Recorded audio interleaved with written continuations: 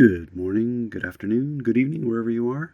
Thanks for tuning in to watch this video. In this video, I wanted to go over some panning photography insights, particularly to do with sports photography.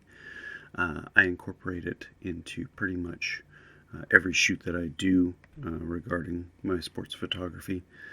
It's a great way to kind of add some dynamic images to your portfolio to kind of show the speed and the motion of the athletes, no matter what they're doing.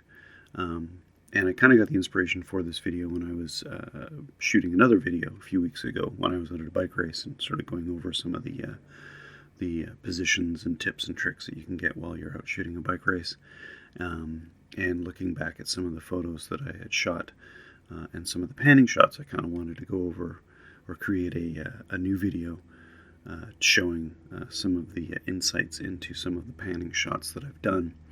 So what I've done is I've put together a series of photos with some of the details to do with those photos, and we'll kind of go over them one by one from there.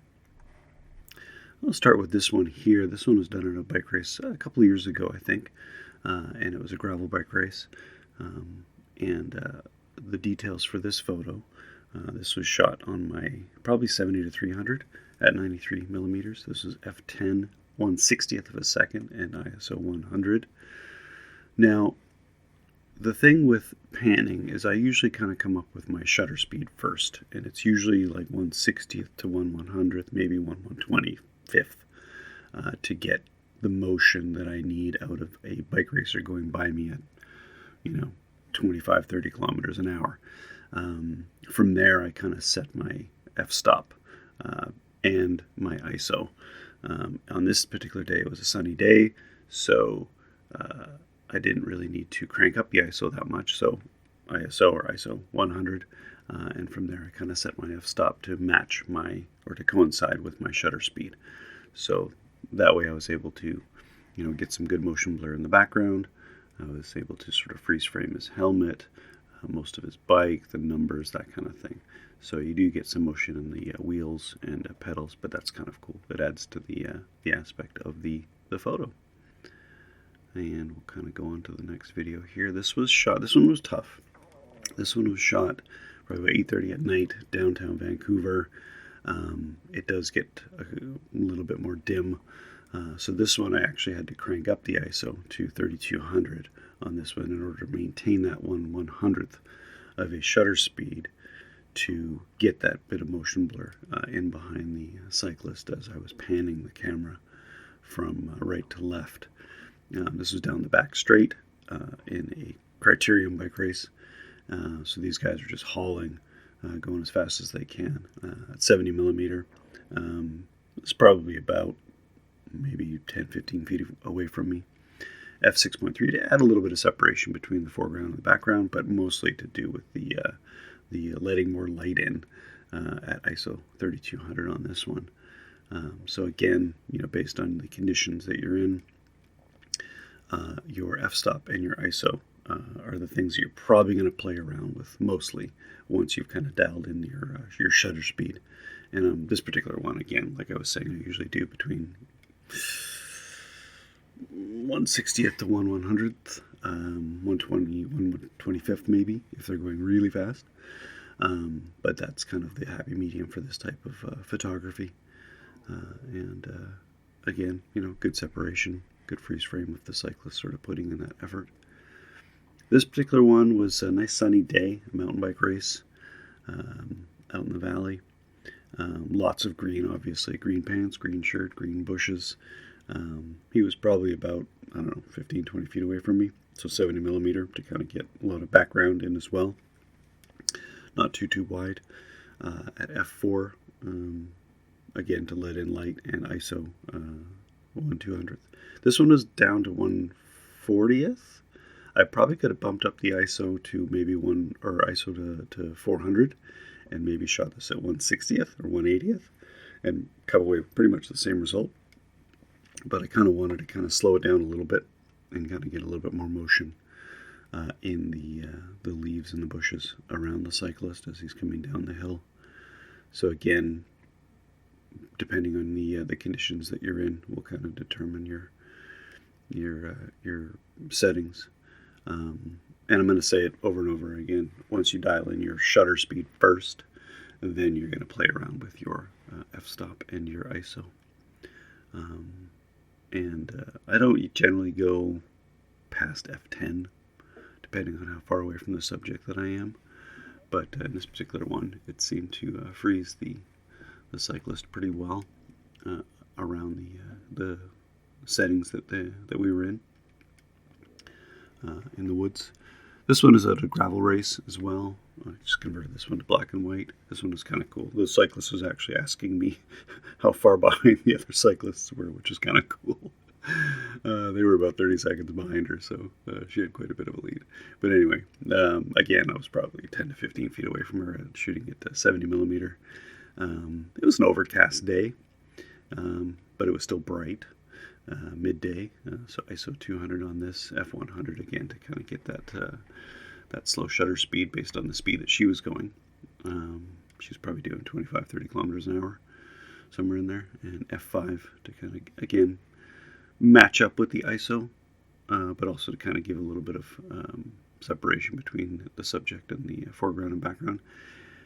The f-stop and panning shots really doesn't have that much to do with your depth of field, obviously, because you are the background doesn't matter because it's going to be blurry, right? It's more to match the ISO and the shutter speed in the sort of the exposure triangle, if you want to call it. I'm usually concerned mostly with the shutter speed. And then matching the other two numbers up to that to kind of get that freeze frame. Same race, as you can see, it was bright. This was actually shot with a wide-angle lens at 18 mil.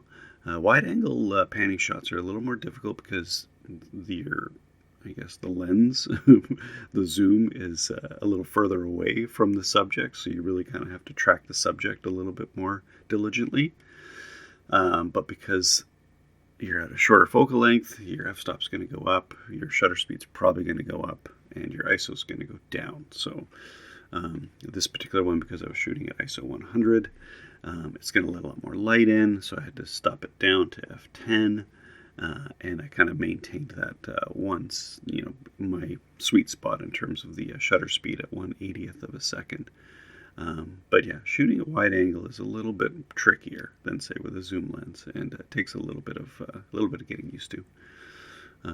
I prefer to kind of shoot with the longer lens when I'm panning, but depending on where I am and how far away from the subject I am, I just wanted to try the wide angle panning on this one. And the camera's definitely moving a lot slower when you're panning because you're shooting at a wider focal length. So.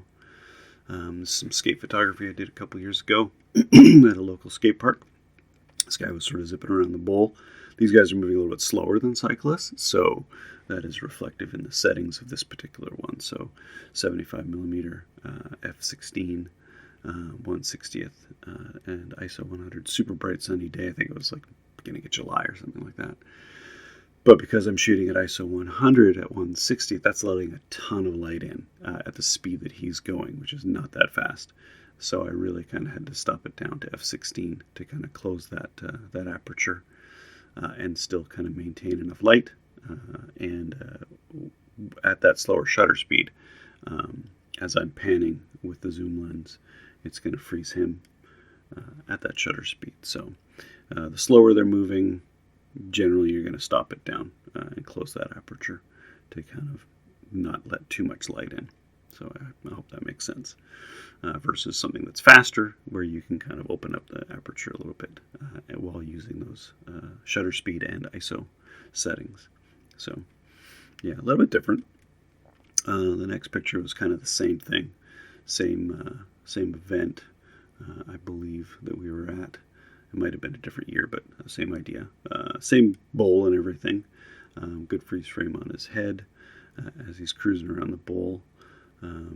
They come in with a bit of speed, but not, they're still obviously not as fast as a cyclist. But so this is a good example. Same thing. Maybe going a little bit quicker, so stopped it down to f14. Same shutter speed at 1/60th and same ISO at 1/100th of a second. So the slower they're going, generally in order to maintain that shutter speed, because you don't want to play around that too much, and you don't want to play with the ISO because that's dependent on the lighting conditions. So you're going to kind of play around with the f-stop more than anything to kind of keep the other two in sync, so that you're not letting too much light in and you're not letting enough light in. So ISO 100, 1/60th f14 on this one, and this was shot with probably my 70-300 Sigma. Not a super awesome lens, but gets the job done. You don't really need that sort of, not shooting wildlife and wanting to get the eyeballs of owls or things like that, but a good general purpose sports lens. But yeah, so that kind of goes over the slower moving things. This one was shot overcast evening, probably around 7:30 at night in the early spring, and these settings will reflect that. So ISO 400, so again a little bit higher of an ISO, and again that's sort of 1/60th of a second. These guys are probably doing 30 kilometers an hour, maybe faster, 35, and I had to stop it up to f5, again based on my ISO and my shutter speed, in order to let enough light in. So the bottom line for panning sports shots is you want to dial in your shutter speed first, and again, if anything's kind of moving in front of your camera between 20 and 30 kilometers an hour, or 15 to 20 miles per hour, 1/60th is probably going to be fine, 1/100th is probably going to be fine. Set that in, and then dial in your ISO and your f-stop to give your light balance. The f-stop aspect in panning photography isn't as big a deal as it is, say, with portrait photography. Portrait photography, we're always conditioned, okay, the higher the number, like the 2.8s, the 3.2s, the f4s, that will give you that shallow depth of field between your subject and the background and foreground. Panning photography doesn't matter, because the background and the foreground are going to be blurry. Right? What you want to do is you want to freeze the subject as it's going past your camera. So the aspect of your f-stop in panning photography is more to do with how much light you're letting in relation to your shutter speed and your ISO. So you can dial in your f-stop once you've set your shutter speed and your ISO, play around with it to get the results that you're trying to achieve, and you'll come away with some really cool panning shots. So I hope that gives you some insights into panning in your sports photography. I hope that helps. Now get out there and shoot. Just head on out to your local venue that does those kinds of things and try your hand at it. I hope this video helped. Thanks for watching, and we will see you again in the next video.